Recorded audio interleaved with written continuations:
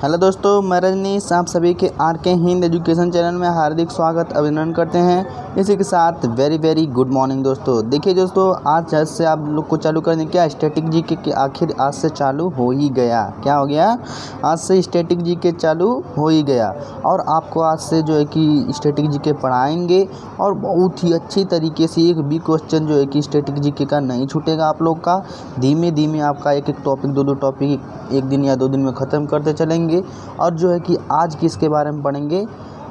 All about state Uttar Pradesh, मतलब उत्तर प्रदेश के सभी स्टेट के बारे में आज हम लोग पढ़ेंगे और बहुत ही अच्छी तरीके से पढ़ेंगे। ठीक है ना मेरे दोस्तों, इसको ध्यान दीजिए और समझिए आखिर कैसे क्या होता है। ठीक है, देखिए उत्तर प्रदेश ये अपना भारत है। ये क्या है? ये इसको देख लीजिए, ये अपना भारत है। भारत का क्या है? ये इंसिगन है।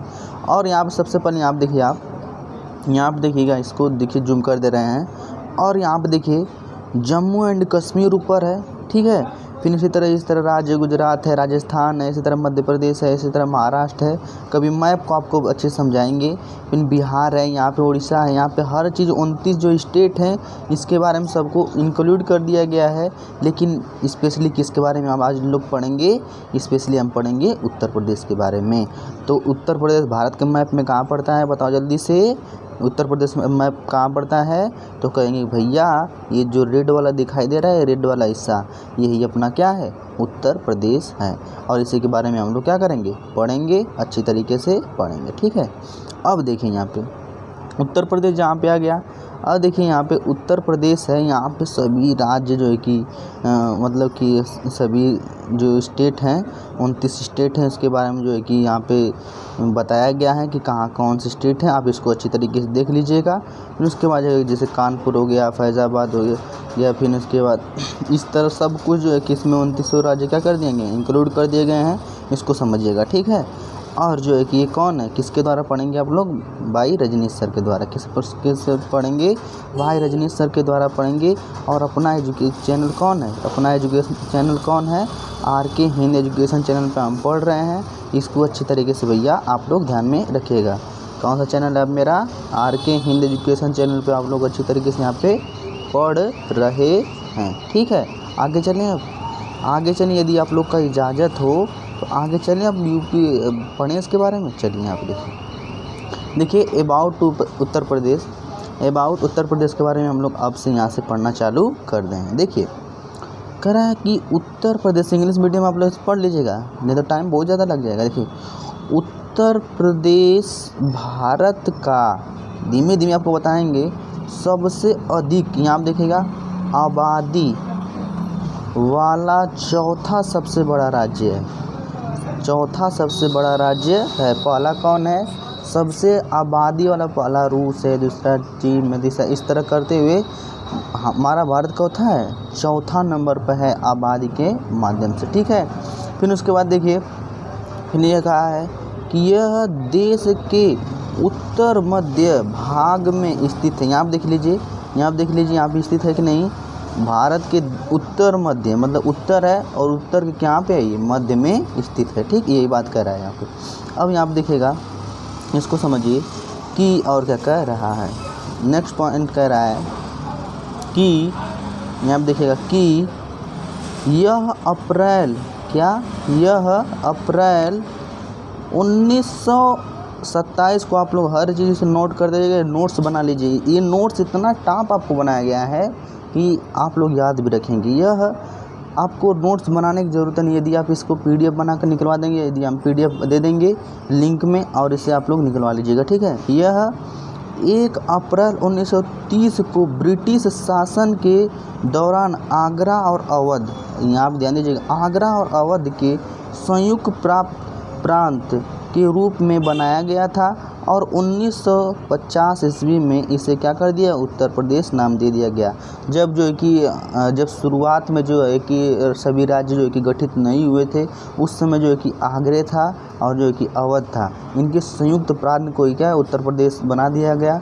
और उत्तर प्रदेश 1950 ईस्वी में इसका नाम दे दिया गया। कब दे दिया गया? डायरेक्ट क्वेश्चन पूछता है। ठीक है, डायरेक्ट क्वेश्चन पूछता है। यहाँ आप देखिए दूसरा नंबर है आपका, कह रहा है कि 9 नवंबर 2000 को, याद रखिएगा, 9 नवंबर 2000 को एक नया राज्य उत्तराखंड राज्य से हिमालय पहाड़ी क्षेत्र से तराशा गया था। मतलब ये है 9 नवंबर 2000 से, कि यहाँ पे 9 नवंबर 2000 से यहाँ पे देखिए, मान लीजिए कि ये अपना भारत है, बना दें, ये अपना क्या है, भारत है, देख लीजिएगा, इसको समझिएगा, ये अपना क्या है, ये अपना जो है कि ये अपना मान लीजिए कि भारत है।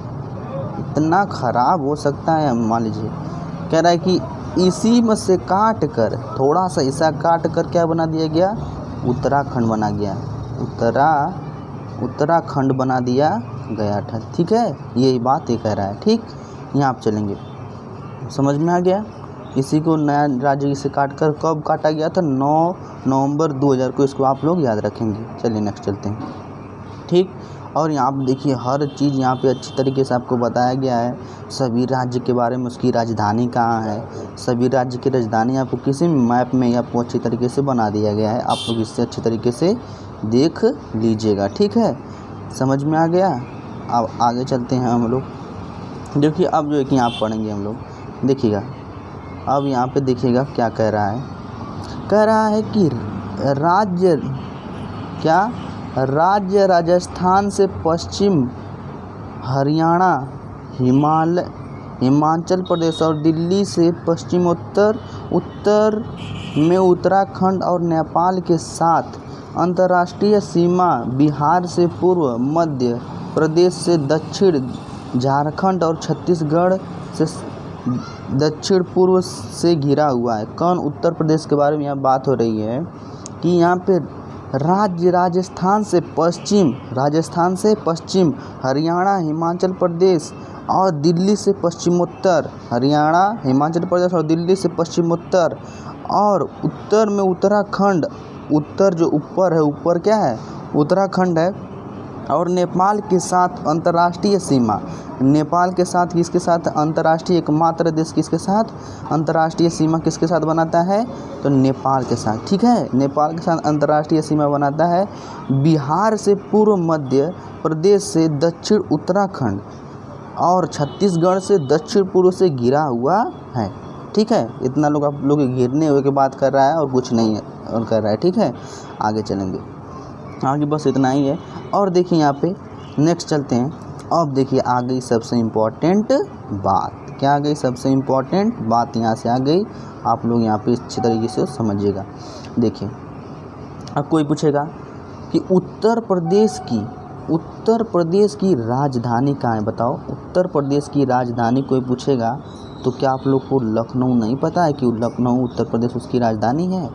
दूसरा है सबसे बड़ा शहर कौन सा है, तो कानपुर है। सबसे बड़ा शहर कौन सा है, कानपुर है। दूसरा है राज्य, सबसे बड़ा राज्य, मतलब राज्य कब बना, मतलब यहाँ पे कहने का मतलब ये राज्य कब बना, 24 जनवरी 1950 को उत्तर प्रदेश क्या हो गया, बन गया था।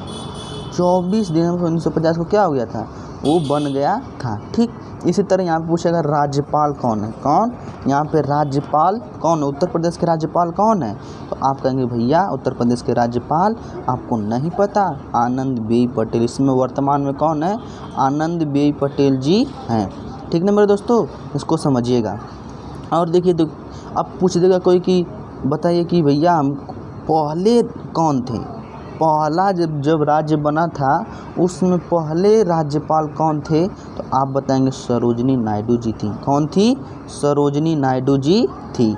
ठीक है, इसी तरह मुख्यमंत्री इस समय वर्तमान में मुख्यमंत्री कौन है, तो आप लोग की योगी आदित्यनाथ, आपको मुंह पे सबके याद होगा। ठीक है, मुंह पे सबके याद होगा।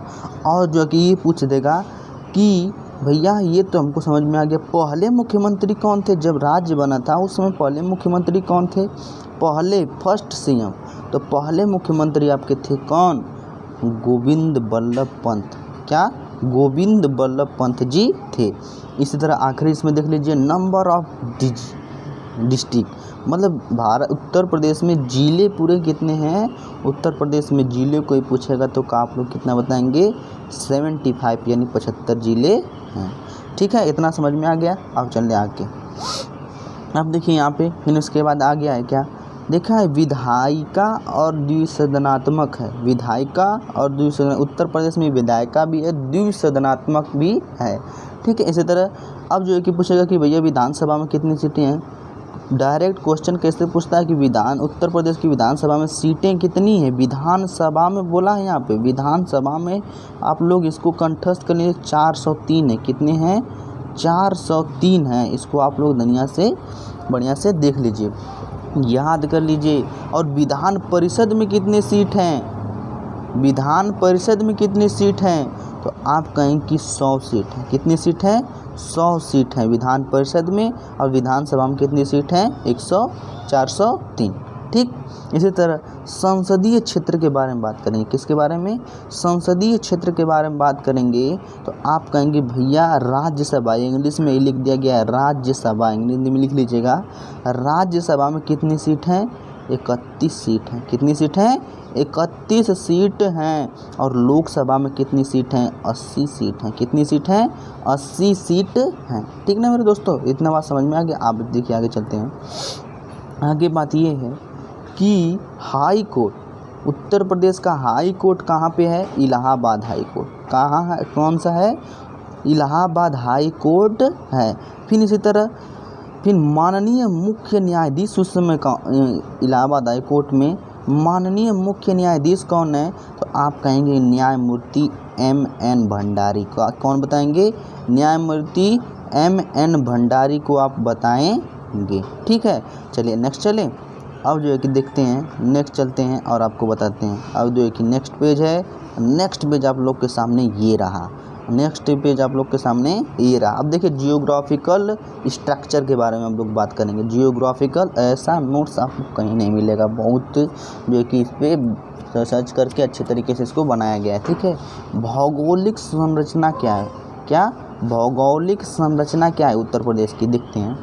देखिए टोटल एरिया, मतलब उत्तर प्रदेश का कुल क्षेत्रफल की बात करेंगे कि आखिर उत्तर प्रदेश कितना दूर में फैला हुआ है, तो आप तुरंत बताएंगे। क्या पढ़ें? 2,40,928 किलोमीटर दूर में फैला। कितने? 2,40,928 किलोमीटर में ये फैला हुआ है। समझ में आ गया? देखिए क्षेत्र रैंक यानी एरिया रैंक की बात करेंगे कि उत्तर प्रदेश चौथा रैंक जो है कि क्षेत्रफल के बारे में जो है कि वो करता है। आप क्या कहेंगे? चौथा स्थान। कौन सा? चौथा स्थान जो है कि ग्रहण करता है। इसी तरह पूछेगा कि उत्तर प्रदेश की जनसंख्या कितनी है? बताइए उत्तर प्रदेश की जनसंख्या कितनी है? तो क्या आप लोग को नहीं पता कि उत्तर प्रदेश की जनसंख्या कितनी है? तो कहेंगे 19,98,12,348। क्या बताएंगे? 19 करोड़। ये तो 2011 के जनगणना के अनुसार बातें चल रही हैं। 2011 के अभी तो भाई साहब 30-35 करोड़ हो गए हैं जनसंख्या। ठीक है, अब जो है कि आप देखेंगे उस समय की बात है। ठीक, और जो है कि यहाँ पर देखिएगा कि वहाँ पर जनसंख्या कितनी थी? इतना थी। ठीक, फिर जनसंख्या रैंक की बात करेंगे कि जनसंख्या रैंक कितना किया, तो कहेंगे कि जनसंख्या रैंक जो है फर्स्ट, पहला है। जनसंख्या के माने में अपना भारत क्या है? पहला है। कितना बढ़िया बात है। ठीक है, कितना बढ़िया बात है। ठीक, यहाँ आप ध्यान में रखेंगे। इतना समझ में आ गया। पहला स्थान किसका है? उत्तर प्रदेश का, जनसंख्या के बारे में। इसकी जनसंख्या कितनी है? तो इतनी जनसंख्या है। अब जनसंख्या घनत्व क्या होता है? ठीक है, जनसंख्या घनत्व के बारे में बात करेंगे कि पॉपुलेशन डेंसिटी कितनी है। तो पॉपुलेशन डेंसिटी, जनसंख्या घनत्व, उत्तर प्रदेश का जनसंख्या घनत्व पूछेगा तो 1829 किलोमीटर। ठीक है, 1829 पर किलोमीटर है, मतलब कि 1 किलोमीटर में 1800 इतने लोग पाए जाते हैं। समझ में आ गया? साक्षरता दर कितनी है? साक्षरता दर आपको एक अच्छी तरीके से बताएंगे, इसका कंसेप्ट क्या होता है, कितनी प्रतिशत है? तो 67.70% है। इसको आप लोग अच्छी तरीके से, बहुत ही इम्पॉर्टेंट पॉइंट सब है, एकदम छाँट के लिखा गया है। 100% इसमें से कुछ पूछा ही जाएगा। ठीक है। फिर उसके बाद जो है कि आप देखते हैं सेक्स रेशियो मतलब लिंगानुपात, यहाँ पे सेक्स रेशियो कितना है। सेक्स रेशियो का मतलब क्या होता है समझ लीजिए। 912 किलोमीटर, 912 डैश ऑब्लिक 1000, मतलब इसका मतलब ये होता है कि जहाँ मेल यहाँ पे रेशियो निकाला गया तो मेल जो है कि 1000 मेल पर कितनी लड़कियां हैं 912, मतलब कि सिर्फ और सिर्फ लड़के और लड़कियों की शादी 912 ही होगी। 88 लड़के क्या रहेंगे, कुंवारे रहेंगे। क्या रहेंगे, कुंवारे रहेंगे। क्या रहेंगे भैया, कुंवारे रहेंगे। ठीक है, 88 लड़के क्या रहेंगे, कुंवारे रहेंगे, जो कि रेशियो निकाला गया है। तो 1000 जैसे लड़कों की शादी हुई तो उसमें 88 लोग कुंवारे रहेंगे। 88 लोग कुंवारे रहेंगे, 912 लड़के, क्योंकि लड़का और लड़की एक ही लोग की शादी न होगी। ठीक इसी तरह उस समय आ गया।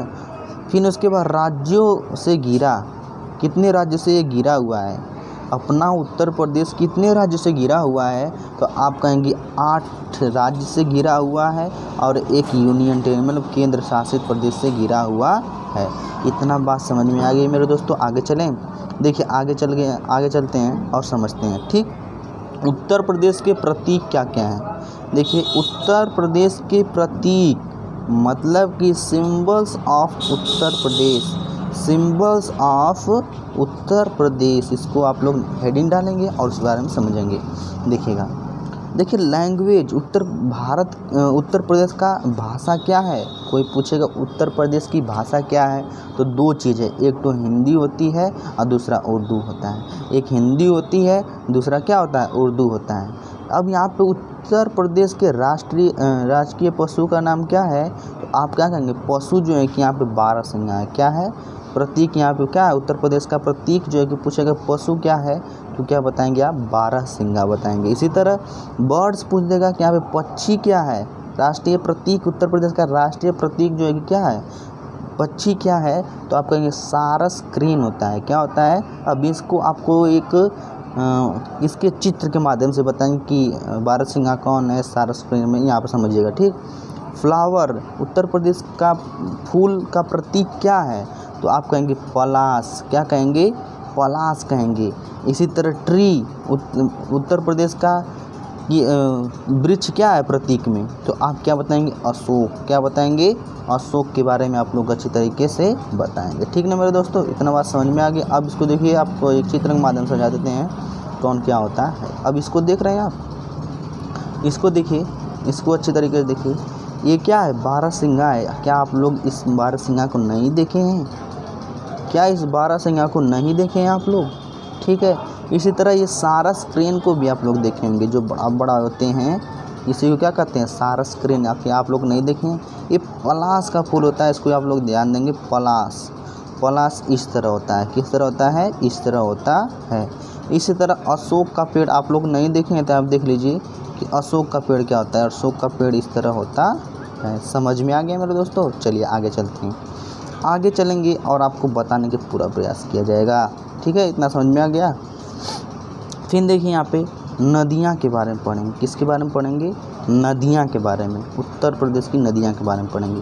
देखिए उत्तर प्रदेश में कौन कौन सी नदियाँ आती हैं, जो है प्रवेश हैं इस समय होती हैं या हैं, तो आप कहेंगे कि एक तो गंगा, मेरी गंगा माँ। ठीक है, ये भी है, यमुना भी है, उत्तर प्रदेश में है, राम गंगा भी है, गोमती भी है, घाघरा भी है, चंबल भी है, बेतवा भी है, केन भी है, फिर उसके बाद सोन भी है, फिर टोंस भी है, शान भी है, फिर उसके बाद गंडक भी है। ठीक है मेरे दोस्तों, इतना नदियाँ जो कि उत्तर प्रदेश में पाई जाती हैं। ठीक है मेरे दोस्तों, अच्छे तरीके से इसको ध्यान में रखिएगा। फिर आप देखिए, यहाँ पे देखिएगा कि क्या होता है, यहाँ पे आपका झीलें होती हैं। उत्तर प्रदेश की झीलें के बारे में आपसे बात कर लेते हैं। उत्तर प्रदेश में कौन कौन सी झीलें होती हैं। पहले जो है कि बेरुआ झील होती है, बेरुआ झील। दूसरा झील पाई जाती है कौन, मोती झील। तीसरी झील पाई जाती है रामगढ़ झील। तीसरी कौन पाई जाती है, रामगढ़ झील। और इसको आप लोग को याद करना होगा। आपको क्या करना होगा, याद करना होगा। ट्रिक कहेंगे, ट्रिक भी बना देंगे आपके लिए लेकिन सबसे इम्पोर्टेंट है इसको याद करना भी होगा, कैसे भी करके आपको रिलेट करके आपको याद करना ही होगा। दूसरा चौथा झील क्या है, बेलसागर झील। बेलसागर झील पर दरवान झील, कौन सी, दरवान झील, फिर सुराहा झील। इतना झील इम्पोर्टेंट था, आप लोग याद रखेंगे कि इसमें कौन कौन से झील पाई जाती हैं उत्तर प्रदेश में, तो इतनी झील पाई जाती हैं। ठीक है, इतना समझ में आ गया। आगे चलें, अब जो है चलेंगे सुर सरोवर भी झील भी सबसे इम्पोर्टेंट, ये तो हमेशा पूछता है, ये सुर सरोवर झील भी इसी में पाई जाती है और कैथल झील भी इसी में पाई जाती है।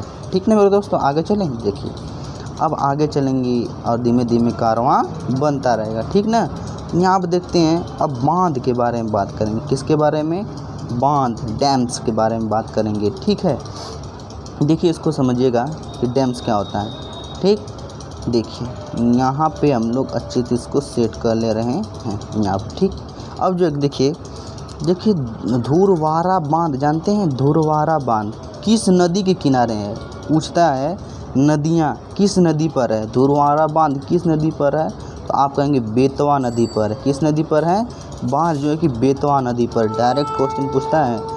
माता टीला बांध, माता टीला किस नदी पर है, ये भी बेतवा नदी पर है, ये भी बेतवा नदी पर है। परीक्षा बांध, कौन सा, परीक्षा बांध, ये भी बेतवा नदी पर ही है। इसी तरह राजघाट बांध, ये भी बेतवा नदी पर है। आप जो है कि उत्तर प्रदेश से पूछेगा तो बस आप लोग को दो ही चीज़ याद रखनी है। पहला है कि घनरोल झील को आप बांध को याद रख लेंगे कि ये घग्गर, घ से घग्गर, ये भी तो आप लोग को याद हो जाएगा, घग्गरा नदी पर, घाघरा नदी पर। ठीक, फिर जो घग्गर दूसरी नदी है, घाघरा दूसरी नदी, इसको याद रखिएगा। ठीक है, ये क्या है, ये घाघरा नदी है। फिर ओबरा झील, ओबरा बांध, ओबरा बांध कहाँ, किस नदी पर, रिहंद नदी पर। किस नदी पर, रिहंद नदी पर।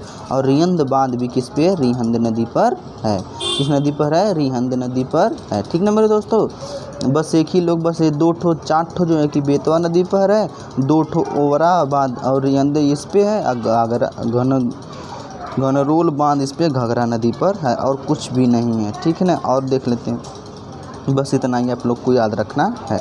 चलिए नेक्स्ट देखते हैं। नेक्स्ट आप लोग के सामने ये रहा कि भैया आप हमको यहाँ से बताइए क्या बोला है, बोला क्या है हेडिंग में, क्या है, city on banks of river, नदियों के किनारे पर शहर, नदियों के किनारे पर शहर के बारे में आप लोग अच्छी तरीके से जान लीजिए आखिर ये क्या होता है। ठीक है, देखिए रिवर, रिवर होता है, ये क्या है, गंगा, रिवर गंगा, रिवर गंगा मतलब कि रिवर गंगा मतलब गंगा पर कौन कौन से शहर जो है कि स्थित हैं, गंगा नदी के किनारे कौन कौन से शहर स्थित हैं, इसी के बारे में बताया गया है। ठीक है, तो अब इतनी बात से सहमत हैं, इसको थोड़ा जूम कर दें, जूम कर दें। गंगा नदी पे आप देखिएगा कौन कौन से है। पहला बात तो फर्रुखाबाद है, पहला कौन है, फर्रुखाबाद। दूसरा है कानपुर, तीसरा है इलाहाबाद, चौथा है मिर्ज़ापुर, पांचवा है वाराणसी, छठवां है गाजीपुर, गाजीपुर भी है, और बलिया है, कन्नौज है। इतना और जो है कि इतना जो है कि फर्रुखाबाद हो गया, कानपुर हो गया, इलाहाबाद हो गया, मिर्ज़ापुर हो गया, वाराणसी हो गया, गाजीपुर हो गया, बलिया हो गया, कन्नौज हो गया, ये सब जो है कि कहाँ पे पाई जाती हैं, ये सब जो है कि किसमें, गंगा नदी के किनारे स्थित शहर हैं। दूसरा है आपका यमुना, दूसरा कौन है आपका, यमुना। इसके कौन कौन से पाए जाते हैं सर, इसको देख लेते हैं भैया। इसमें तो पहला है मथुरा, पहला क्या है, मथुरा यमुना पर। दूसरा है आगरा, तीसरा है इटावा, पांचवा है कालपीय, और छठवां है इलाहाबाद। जो कि आप लोग इधर से निकलेंगे, मथुरा, आगरा, इटावा, फिर उसके बाद कालपीय, इलाहाबाद, इस सब के सब कहाँ पे पाए जाते हैं, यमुना नदी के किनारे स्थित शहर हैं। देखिए सरयू नदी के बारे में आप लोग जानते हैं क्या, सरयू नदी के बारे में, तो सरयू नदी जो है कि कहाँ पे स्थित है, सरयू नदी पे कौन सा शहर स्थित है, तो आप बताएंगे कि भैया इस पे जो है कि अयोध्या स्थित है। क्या है, अयोध्या, अपना अयोध्या। ठीक है, ठीक है। दूसरा जो है कि रामगंगा, एक तो रामगंगा का नाम सुने हैं ना नदी, रामगंगा पे कौन सा शहर स्थित है, बरेली, रामगंगा, रामगंगा बरेली, उसमें भी आ रहा है इसमें, रामगंगा और बरेली, ठीक है। सरयू पर क्या, अयोध्या। फिर गोमती नदी पर कौन सा शहर स्थित है, तो आप कहेंगे जौनपुर। लखनऊ, इधर जाएंगे, इधर इसके तरफ, तो उत्तर दक्षिण की तरफ जाएंगे, ये सब मिलेगा आपको, ठीक है, उत्तर की तरफ। फिर यहाँ पे देखिए जौनपुर, फिर लखनऊ, फिर गोरखपुर। उत्तर की तरफ जब जाएंगे तो ये सब जौनपुर हो गया, लखनऊ हो गया, दो चीज़ें बस, जौनपुर और लखनऊ, ये दोनों किस पे पाए जाते हैं, गोमती नदी पर पाए जाते हैं। गोमती नदी किनारे स्थित शहर हैं, ठीक ना मेरे दोस्तों। इसके बाद राप्ती नदी, राप्ती की ताप्ती है, राप्ती है, और इसको देखेंगे कि ये क्या होता है, राप्ती नदी है। राप्ती नदी के किनारे कौन सा है, राप्ती नदी है। इसके किनारे जो कि सिर्फ और सिर्फ गोरखपुर है, राप्ती नदी, ठीक है। गोरख राप्ती। आप कैसे भी कर को इसको क्या करेंगे भैया, याद रखेंगे, बहुत ही इम्पोर्टेंट बन जाता है, ठीक ना। अब जो है कि आगे चलेंगे, हम लोग आगे चलेंगे इसके बारे में, देख लीजिए। फिर अब आ गया बहुत ही इम्पोर्टेंट, शहरों के उपनाम के बारे में आ गया। कितना इम्पोर्टेंट, इससे तो ज़रूर क्वेश्चन पूछेगा, इससे क्या करेगा, ज़रूर पूछेगा। निक नेम्स ऑफ सिटीज़, शहरों के उपनाम, क्या, शहरों के उपनाम, ठीक ना मेरे दोस्तों। वाराणसी के नाम सुने हो, कौन नहीं सुना होगा, कौन नहीं सुना होगा इस वाराणसी का नाम, सिटी। फिर देखिए इसका भारत का जो है कि वाराणसी है, जो उत्तर प्रदेश में वाराणसी है, इसके बारे में क्या कह रहा है, इसके बारे में क्या कह रहा है, इसको देखिएगा, ठीक है।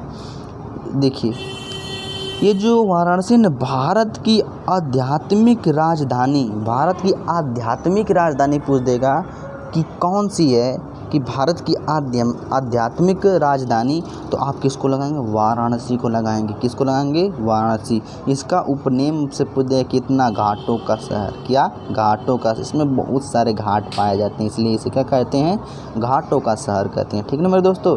फिर जो है कि देखिए यहाँ पे प्रयागराज, यहाँ आप देख लीजिए, छोटा कर लेते हैं, एक ही साथ सब क्या हो जाएगा, क्लियर हो जाएगा।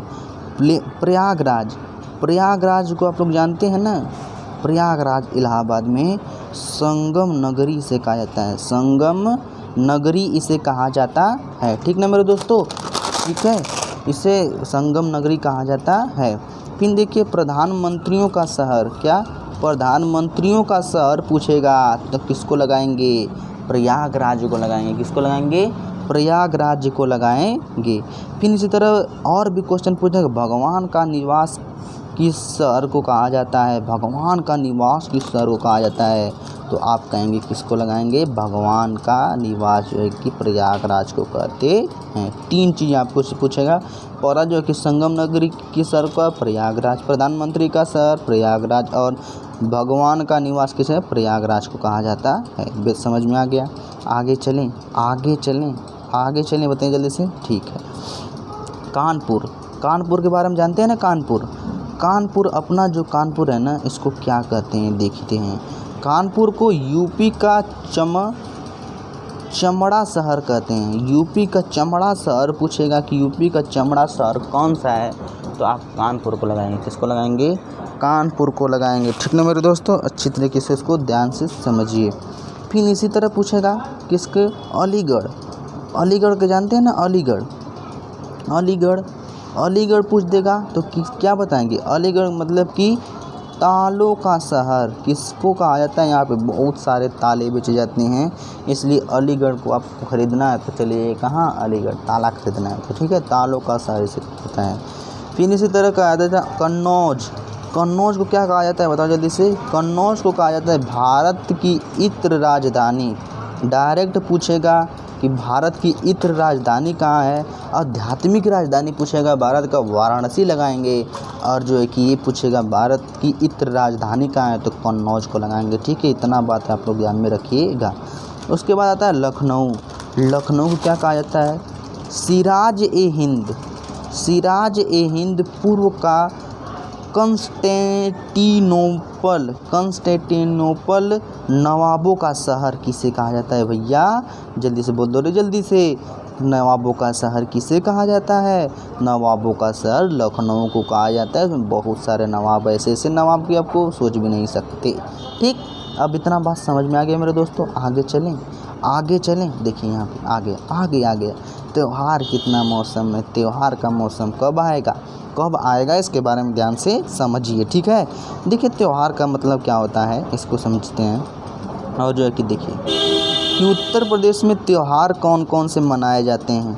उत्तर प्रदेश में त्यौहार कौन कौन से मनाए जाते हैं, फेस्टिवल, ठीक है। और जो है कि देखिए इसमें दिवाली, वो पड़ाकों का मौसम, दिवाली भी अपना उत्तर प्रदेश में मनाया जाता है। महाकुंभ मेला जो आप लोग नहीं जानते, जहाँ करोड़ों की भी लाखों की भीड़ लगती है, वहाँ वो भी उत्तर प्रदेश में मनाया जाता है, ठीक है। रामनवमी, ये तो हम भी नहीं जानते, आप लोग कमेंट में बताएं कि रामनवमी क्या होता है, ठीक है। महाशिवरात्रि, क्या इसको नहीं जानते हैं आप, नाग पूजा की महाशिवरात्रि आई है।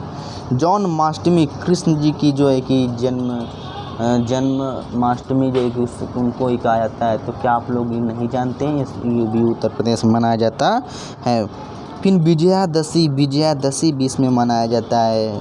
फिर योग उत्सव भी, खिचड़ी आप लोग नहीं जानते हैं। होली भी अपना बाहर उत्तर प्रदेश में मनाया जाता है, ठीक है। होली को भी आप लोग इसमें कर लीजिए कि होली भी अपना उत्तर प्रदेश में मनाया जाता है बहुत ही अच्छे तरीके से। अब यहाँ आप देखते हैं कि जनजातियाँ, जो उत्तर प्रदेश में जनजाति मतलब कि जो अपना जो वो होते हैं, कौन जनजाति मतलब देसी रियासतें आप लोग नहीं जानते हैं, जो कि ये जनजातियाँ जो है कि किस में जंगलों में पाई जाती हैं। जो लोग होते हैं नंगे उंगे सब ऐसे, जो भी अब तो नहीं वैसा रह गया है। जनजातियाँ जो है कि उनको कहते हैं तो भोटिया जनजाति अपना उत्तर प्रदेश में पाई जाती है। देखिए सब क्वेश्चन पूछेगा। बुक्सा जनजाति भी आपका उत्तर प्रदेश में पाया जाता है। जौनसारी भी जनजाति उसमें पाया जाता है। कोल भी पाया जाता है, कोल। फिर राजी पाया जाता है, थारू, फिर गोंड, फिर खंडवार सहरिया भी उसमें पाया जाता है, ठीक ना मेरे दोस्तों। इसी पहरिया, फिर इसके बाद देखिए पहरिया, बैगा, अगरिया, चेरो बैगा, अगरिया, पटारी, विंद, चेरो, भुइयाँ, ये सब जो है कि आपको कहाँ पाई जाती हैं, ये सब जनजाति आपको उत्तर प्रदेश में पाई जाती है। फिर देख लीजिए पहला आपका क्या है, भोटिया, बुक्सा, जौनसारी, कोल, राजी, थारू, गोंडा, खरवार, पिनपरिया, बैगा, अगरिया, चेरो बैगा, अगरिया, पटारी, बिंद, चेरो, भुइयाँ, ये भी जितना भी है सब इसमें कौन सी जनजाति किस में पाई जाती है, उत्तर प्रदेश, अपना उत्तर प्रदेश में पाई जाती है। क्या आप लोग कुछ समझ में आ गया? आगे चलें भैया, चलिए आगे चलते हैं। यहाँ पे आ गया लोक नृत्य, जो लोग नाचते कूदते हैं उसी को क्या कहते हैं, लोक नृत्य कहते हैं। कि दिखे इसमें लोक नृत्य उत्तर प्रदेश में कौन कौन से होते हैं। देखिए पहला जो है कि छोलिया डांस जो होता है ना, डांस नृत्य मतलब डांस, फोल्क जो है कि नृत्य डांस जो है कि रसीला डांस भी इसी में कहा, मतलब अपना उत्तर प्रदेश में होता है।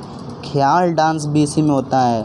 नौटंकी आप लोग जानते ही हैं, आप लोग हमेशा देखते होंगे।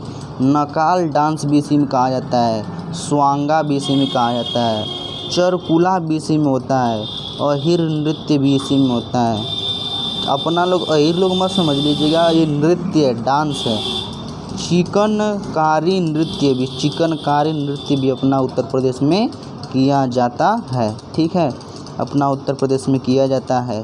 अब जो है कि देखेंगे अपना उत्तर प्रदेश में कौन कौन से मंदिर पाई जाती हैं। क्या गजब की बात। देखिए अपना जो है सबसे इम्पोर्टेंट मंदिर काशी विश्वनाथ मंदिर, कौन यहाँ नहीं आता है, विश्व के लोग यहाँ पे आते हैं। काशी विश्वनाथ मंदिर मतलब विश्व के लोग हैं। हनुमान सेतु मंदिर भी अपना कौन उत्तर प्रदेश में पाया जाता है। राम का जन्मभूमि यहीं पे यहाँ पर भी मंदिर, उससे भी राम का जन्मभूमि मंदिर है वहाँ पर। संकट मोचन, क्या आप लोग नहीं गए हैं जो लोग रहते हैं काशी विश्वनाथ, जो यहाँ बनारस के जो निवासी हैं, यहाँ सब लोग यहाँ पे गए होंगे। यहाँ पर बनारस के साथ ज़्यादा जो है कि क्या कर दिया है, इंक्लूड कर दिया। सारनाथ मंदिर, क्या आप लोग नहीं गए हैं, देखिए इसको मिटा रहे हैं, सारनाथ मंदिर। फिर उसके बाद जो है कि सारनाथ मंदिर हो गया, सारनाथ मंदिर। फिर उसके बाद बांके बिहारी भी गजब है, आप लोग वहाँ जाइएगा, मंदिर है।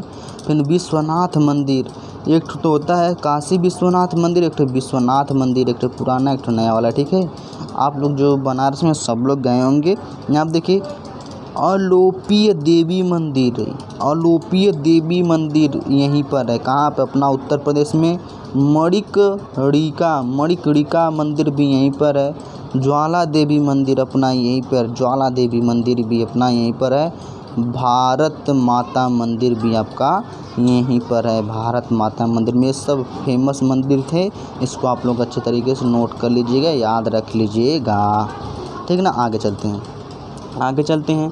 और दोस्तों देखिए जो है कि वीडियो बहुत ज़्यादा बन चुका है, और जो है कि आपको बताएंगे, अच्छी तरीके से बताएंगे। अब जो है कब बताएंगे?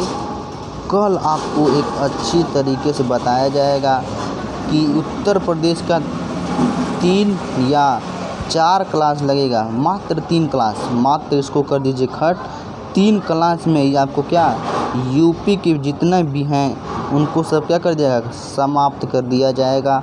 और समाप्त करने के माध्यम से इसको आप पीडीएफ मत समझिएगा, पीडीएफ ही है, लेकिन आपको एक अच्छे तरीके से इसमें जो है कि इम्पोर्टेंट चीज़ जो है कि अच्छी तरीके से आपको देख भी रहे हैं कि ये नोट्स कितना ज़बरदस्त नोट्स है, ठीक ना मेरे दोस्तों, कितना ज़बरदस्त नोट्स है, आप लोग समझ भी रहे होंगे, ठीक ना। तो आप जो है कि मेरे दोस्तों, मेरा एक चैनल है, कौन सा, RK, इसको बड़ा लिख दे रहे हैं, RK हिंद एजुकेशन चैनल है, RK हिंद एजुकेशन चैनल है दोस्तों, ठीक है। RK हिंद एजुकेशन चैनल है, इसे मेरे दोस्तों लाइक कीजिए और जो है कि सब्सक्राइब कीजिए और जो है दोस्तों शेयर अपने दोस्त से ज़रूर कीजिए। कि देखिए ये तो आज चालू किए हैं, ये क्या किए हैं हम आज जो है कि स्टैटिक जीके चालू किए हैं, स्टैटिक जीके आज से चालू किए हैं, स्टैटिक जो जीके है ना आज से चालू किए हैं। आपको अच्छी तरीके से बताएंगे इसमें, ठीक है, आपको अच्छी तरीके से इसमें बताएंगे, ठीक है। और जो है कि मेरे दोस्तों आपको ये बता दें कि आपको यहाँ पे किस चीज़ का, हम जो है कि बहुत ही शानदार तरीके से मैथ पढ़ाते हैं, रीजनिंग भी आप लोग प्लेलिस्ट बना दिया गया है, रीजनिंग भी पढ़ाते हैं, ठीक है। फिर उसके बाद हिंदी भी पढ़ाते हैं, क्या पढ़ाते हैं, हिंदी भी पढ़ाते हैं। नहीं तो आप लोग जो है कि ये रीजनिंग और फिर पॉलिटी भी पढ़ाते हैं, क्या पढ़ाते हैं, पॉलिटी भी पढ़ाते हैं। यूपी PCS लेवल का सब कुछ जो है कि चल रहा है, ये बैंकिंग लेवल का ये भी, मैं जो है कि PSI का, फिर SSC CGL का ये चल रहा है, रीजनिंग भी SSC CGL का, हिंदी तो भाई साहब पूछो ही मत, बहुत ही अच्छी तरीके से ये सब चीज़ आपको एक बहुत ही स्टैंडर्ड तरीके से बताई जा रही है। और जो है कि जिस दिन आप पढ़ लेंगे सभी चीज़, तो आप किसी को जो है कि इसी तरह अब क्या बचा है, इस तरह आपका जियोग्राफी बचा है, इस तरह हिस्ट्री बचा है, इसी तरह इकोनॉमिक्स बचा है, इसी तरह बायो, फिजिक्स, केमिस्ट्री, ये सब हम पढ़ाएंगे। और जिस दिन आपको गारंटेड देते हैं, जिस चीज़ की भी आप तैयारी कर रहे हैं ना, इंग्लिश जो लड़के बहुत लोग कह रहे हैं, इंग्लिश भी हम जो है कि चालू करने वाले हैं अच्छी तरीके से, उसको भी देखिएगा कितना अच्छी तरीके से बताया जा रहा है। और जिस चीज़ की भी आप तैयारी कर रहे हैं, यदि आप एक बार वीडियो पूरा देखकर सभी इम्पोर्टेंट तरीके से, सभी एक अच्छी तरीके से जो है कि क्या कर लेते हैं, उसका नोट्स बना लेते हैं, क्या कर लेते हैं, नोट्स बना लेते हैं। और इस नोट्स को 2 या 3 बेर क्या कर लेते हैं, रिवीजन कर लेते हैं। फिर उसके बाद आप जो है कि किसी भी एग्ज़ाम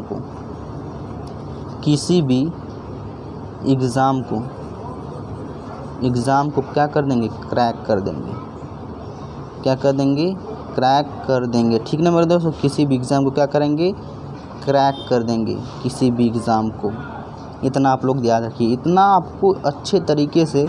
हाँ दोस्तों, जो है कि जब ये सब ख़त्म हो जाएगा ना, तो आपको जो है कि प्रैक्टिस इतना ज़बरदस्त तरीके से, जो भी चैप्टर ख़त्म हुए हैं आपको सबको प्रैक्टिस करवाएंगे, और बहुत ही अच्छी तरीके से प्रैक्टिस।